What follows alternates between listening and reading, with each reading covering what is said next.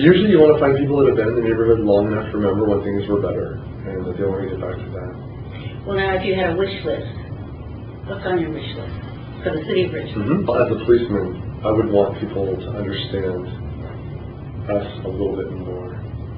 The biggest benefit to us in the last decade is our closing the proximity to the community. So many more people are understanding that when either crime happens or they're afraid, they don't lash out and attack us like they used to. I used to go to community meetings as a young officer and hear my captain and my chief apologize for crime and promise to be there in the future. And I remember thinking, like, that sounded good, but we can't do that. And you're also missing that key piece of making the community empowered to do a part of it.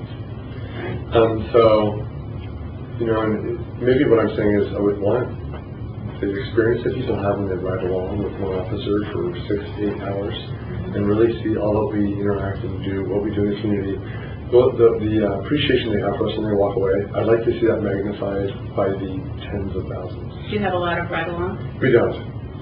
I've ridden along in Richmond and found it very educational. I even went on a drug bust in North Richmond on the task force. It was united between the Sheriff's Department and Richmond PD. And I think everybody should do this. I really do believe it. I think to have this conversation is to start with that sometimes people can say, well, the criminal justice system is flawed. And maybe that is true. I'm not able to address that. I don't think that an arrest solves every problem at all. But people tend to want to hear when you're talking about, hey, there was a robbery spree and we arrested the bad guys. Like everyone just kind of feels like, oh, okay, you know. And the other thing is that people sometimes resent the authority that officers have and the ability to impound a car or write a ticket to, you know, just be in a community that can feel marginalized and underrepresented. They can really resent authority. All those obstacles exist, and we have to circumvent them by showing our community who we really are. We're 185 policemen, police officers, but we're also people. And so when you walk through the hallways, and we'll do this in a moment. If you start really looking at the officers and look at how diverse we are with age, gender, ethnicity, culture, you start to realize that we, first of all, are not set up to fall into that easy category of, oh, they just are an occupational force and they don't identify with the community. They're part of the community. We are part of the community. I think we have about 25 officers who live in Richmond, which is high, you know, but I think people identify with who they see and what they see when they look at our police department. So that's an important first step. And then the other is explaining why we're doing what we're doing or how we're doing it. And as I mentioned earlier, people can resent any type of enforcement action, but sometimes when you explain what was driving it or why, almost like when somebody's driving and they get a ticket, if the officer were to explain what they did wrong and how it affects public safety, it usually goes a little bit better than just a kind of an authoritarian, you know, sign here, goodbye. And I guess you asked earlier, what do I want, what do I wish? I just wish somehow we had more mediums to get our messages across about who we are and what we want for the community to avoid some of the easy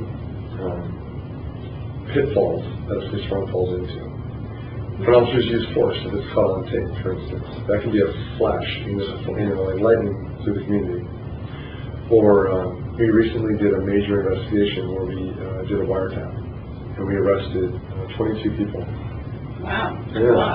It is, and it was actually, we spoke earlier about for a city of 100,000, there's a few hundred that are perpetuating most of the violence. Well, these were those individuals.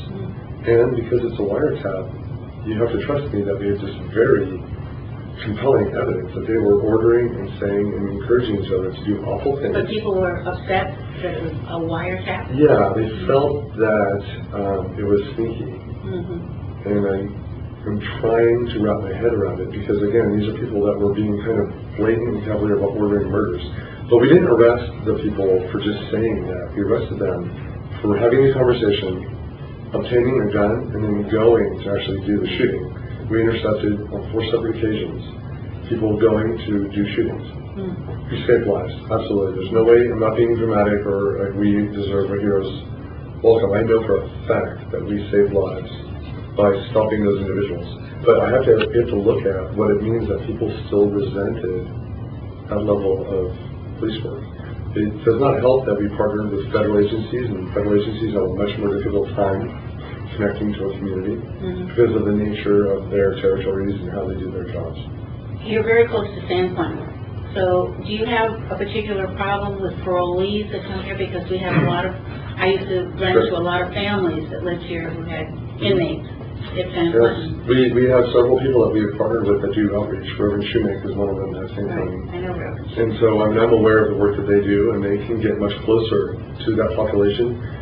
And here's the thing, when I first started as a policeman, you treated a parolee as if he was like the fuse on a bomb. We're just waiting for what's the time frame until you make another mistake, and we want to be there and get you. And you go back 20 years to how we treated parolees, where they didn't really have the right to decline search and seizure.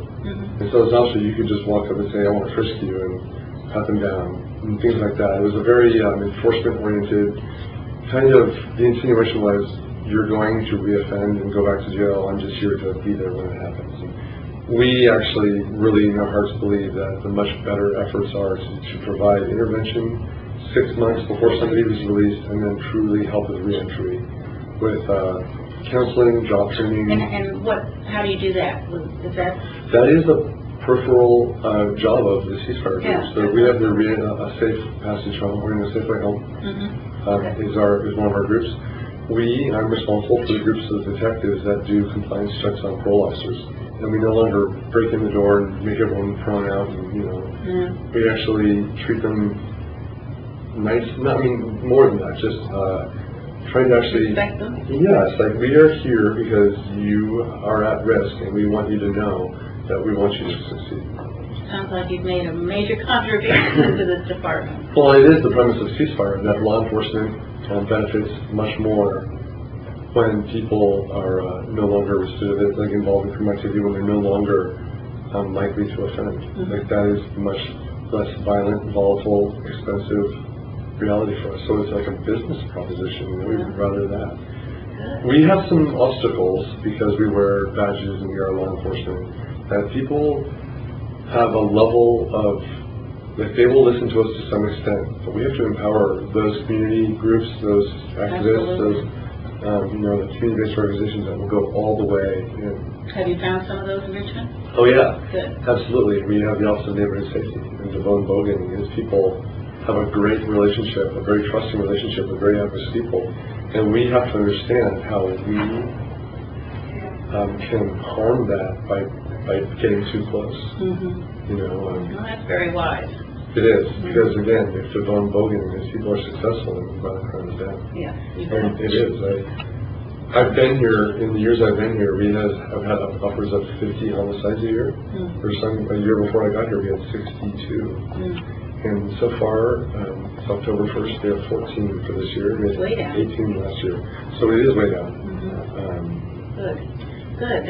That says a lot about the Richmond PD and the citizens that live here. It is. Violent crime, homicides, street-level homicides, petrify community.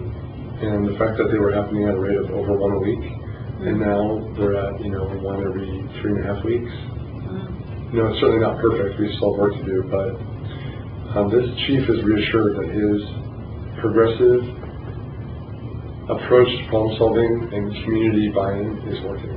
Good. It is. Good. Well, I commend you for all the work you're doing. Congratulations on the work you have achieved. Any last thought you want to? I just brought you some of the statistics. I don't like numbers, but look at violent crimes. Since 2008, we had already seen it going down the last 5 years. We went down consistently. And I would point out that we are really diligent about soliciting where crimes are occurring and not letting underreporting or non-reporting affect us. So I stand by that.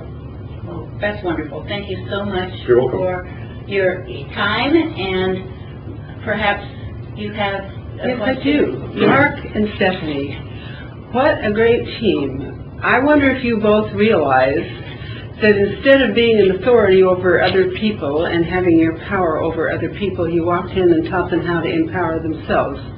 And you took away their fear of being controlled, because they've always feared being controlled. We live in a society that's control or be controlled, and you taught them self-control and the way to get out of that. We're all working on it. And I think that is absolutely wonderful. Your examples are something I want to share everywhere because you're both really model citizens, and I thank both of you for letting me interview you today. Wonderful. Thank you very much. You're welcome. I mentioned earlier that I've been here 20 years and I've seen a real change, not only in how we as a police department do our primary responsibilities, but how we also view our partners and how we try to empower them. And there's a complementary dynamic that has really made us successful, which is redevelopment, which ended 2 years ago, unfortunately, but an investment, a financial investment by business owners and property owners. And you know, when you're talking about the police department or the community partnering with the police department to clean up an area, that is probably the most authentic crime prevention and partnership that will happen. But I've seen that when a municipality can redevelop the parks and put in infrastructure and clean up a location, it happens so much faster. Oh, yeah. And people really do rise to the occasion when things are cleaned and feel like home. It's not part of the pride of ownership. Yeah, it goes back to that old syndrome, what they used to... The broken window. Broken windows. Yeah, it's absolutely the opposite. That if there's a location that is run down, windows are broken, cars are dilapidated, you feel like you can litter and know there's no consequence, and you can behave in a way that no one will mind. And so our city manager, Mr. Lindsay, has a huge appreciation for fiscal responsibility, but also reinvestment in the community. And he's done it in a way over the last, 10 years, he hasn't been on like 8 years, where we have been able to build affordable housing, and we've been able to improve all of the parks and really clean up the city. Good to hear. Our code enforcement officers are non-sworn, but they're here in our police department because their efforts kind of mirror law enforcement officers' efforts. They go out and they get people, they warn them, they help them to get rid of graffiti, dump garbage, all the nuisance things that you see.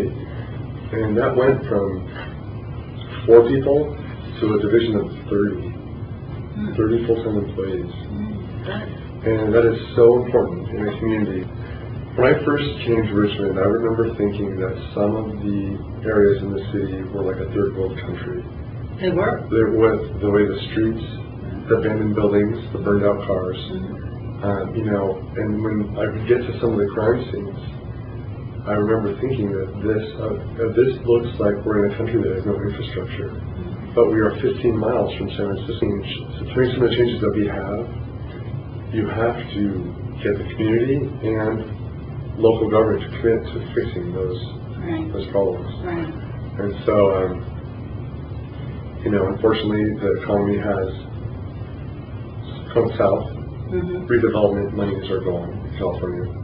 But this is where citizens come in. Absolutely. They take responsibility for their own neighborhood safety, and the police are a resource for them. Yes, and so you're absolutely right. It's so much better when the community is the ones who plant trees, in the parks and take control. An interesting thing that it was lost on me when it first started happening, but now I really get it, is that community gardens have popped up. That's great. It is. It's several things. It's stopping a location to be where mattresses and oil drums are dropped off and paint cans, but it's also a place where people can come together and collectively work on a project and then slowly see the fruits of their labor, which that immediate gratification is not quite there. A garden takes months, so it's like a very powerful thing. That's wonderful. Well, it's good to hear. Yeah. Well, thank you so You're much. welcome. Thanks, Mark. You're helping to make the world a more beautiful place. Well, I appreciate that. I don't always feel that, so I'll take every opportunity. Yeah, Phil Lindsay is my son's neighbor. Oh, over in Moraga? No, Bowling Creek. Bowling Creek. Yeah. He's a very good man. He is a good man. Yeah, talk about, he came in and made changes that were difficult. That's why he wanted to come here. Obviously, he's He's motivated. I think that, no, I can say enough good things about him. It doesn't seem authentic because he's my boss's boss, but we were petrified a few times over the years that he might get taken by another city and leave us. Yeah, he's going to stay here. I hope so. Well, he's seen, done all the heavy lifting. I think now it's just people need to go in the direction that he's put us. Oh, that's great. That's good to hear. Yeah. I'm working with the city of Richmond, Louisiana. Okay. And Richmond is 83% black, and it's gone into bankruptcy, and they found a lot of corruption within the city. The new mayor came in last year. He fired the police chief, and he fired the fire department chief. So they're starting with bare bones, and we're trying to help them with a doctor block and so forth. But I thought at some point when they're ready, maybe you would like to talk to the mayor. I'd be happy to. I really would. Interestingly enough, just got a referral about a woman who lives in Washington, D.C., who is a citizen activist who helps get people, she helps get these partnerships going, and she can explain where they go wrong or what it is that can actually, make it go off the rails. She, I think she has a lot of impact in the African American community too. So okay, good. Yeah, I have to say, like I said, I really do believe that I can get to a place like Richmond and just see right away what the problem is. Yeah. Just like when I was a rookie, walking into a bar fight and figuring out who are the problems. It's like well, he's figuring it out, but when he walked into the job, he didn't think there was so much problems there. When people are corrupt, they need to be publicly exposed and punished, not only for their criminal activity, but for the betrayal of public trust. And nothing can succeed in an environment where that is occurring. It might move up, you might benefit slightly, but you're never going to get out of it. And I would say that those conditions exist. It's a little bit like mold. Like the conditions have to be right. It has to be dark, and no one's really, you have to shed light on what is going on. That transparency. And well, I think he's trying that. He's not making people happy. But when they've been throwing money at some of these problems for so many years, there's bound to be corruption. It's pretty easy to take money that doesn't belong to you if nobody's watching the cattle there. And that's a funny thing. The police the law enforcement agencies continually have scandals where people are corrupt. And we had a couple in the last, since I've been here.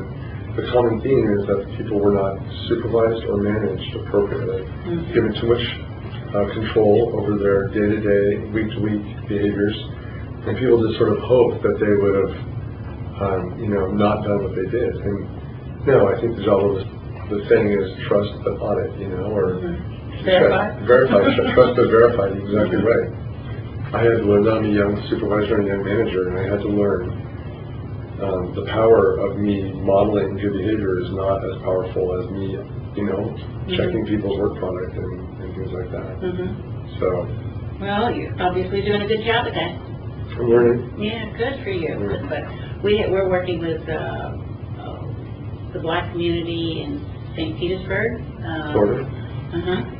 A lot of different areas. We're trying to spread out here. So maybe I have an opinion about that, and it's that I said earlier that communities really need to identify with their police department, and so we would have a problem if we had 185 white officers. That would be an obstacle. Not that any amount of officers need to be any ethnicity. You don't need to really. You don't really need to do it in a one-dimensional way. What you need to do is go for the most talented, and diversity just happens naturally. I like the way that. Well, he just hired a police chief, I think, from Virginia, that's coming down to be his police chief. But really what I was going to say is that my work has put me in proximity to people who are, in the past, and they're very suspicious of law enforcement. And, there are some definite prejudices on their parts. But the good news is that they're, I would say, they're just extremely forgiving. Once they sense that you genuinely are there to serve. I have the same problem. They're very suspicious because come in and prove yourself. Sure. And so that's almost good news.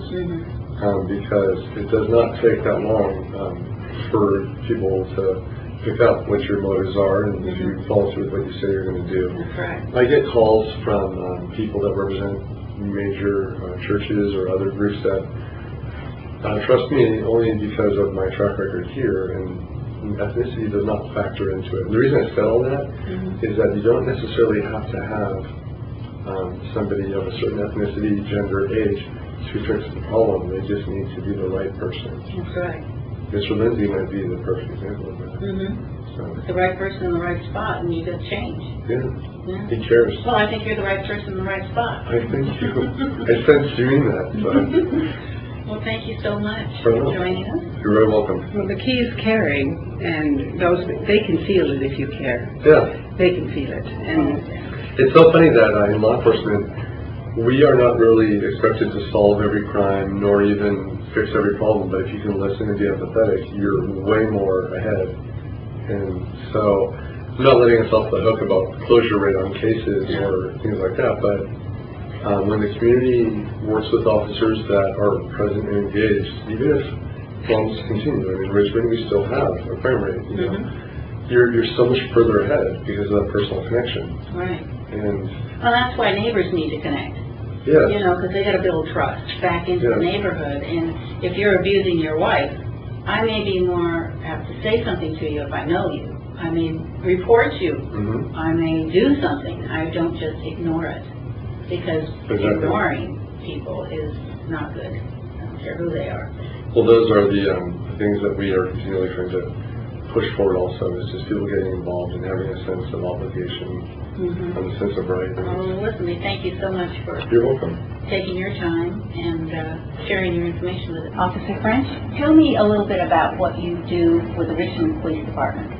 So I've been here for 15 years. I was recently promoted to captain, so I'm actually the first African-American and Hispanic female captain in our department, and the youngest one, so I'm very proud of that.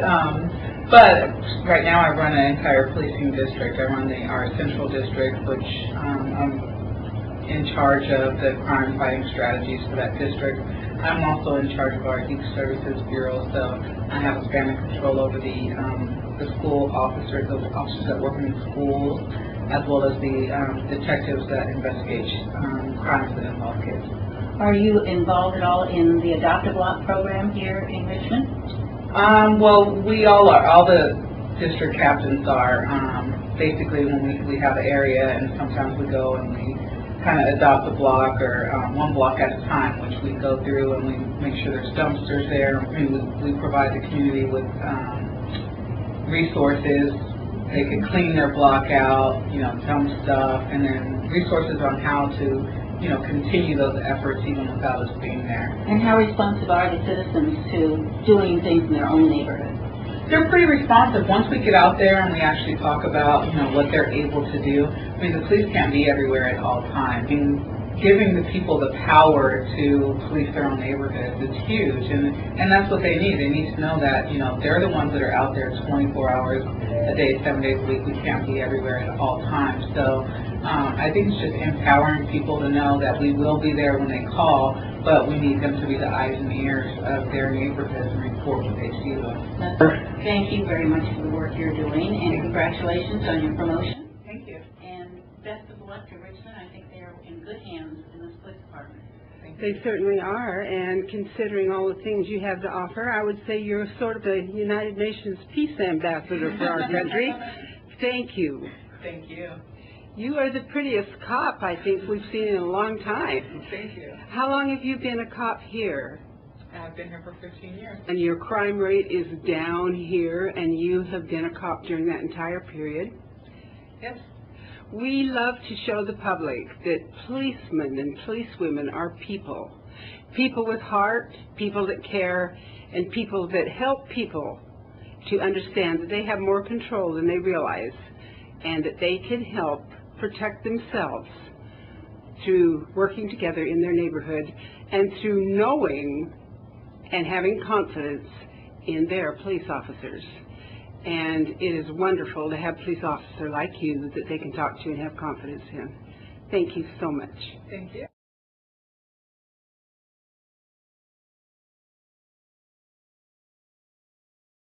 I want to thank Mark Gagan for joining me today, and Rebecca Kimbel, because what he has to say about decreasing crime is critical. It takes community involvement. And if you would like to know more about Adopt-A-Block program, you can contact us at safekidsnow.com. we have resources to help you get much more involved in community crime prevention. Thank you for joining us.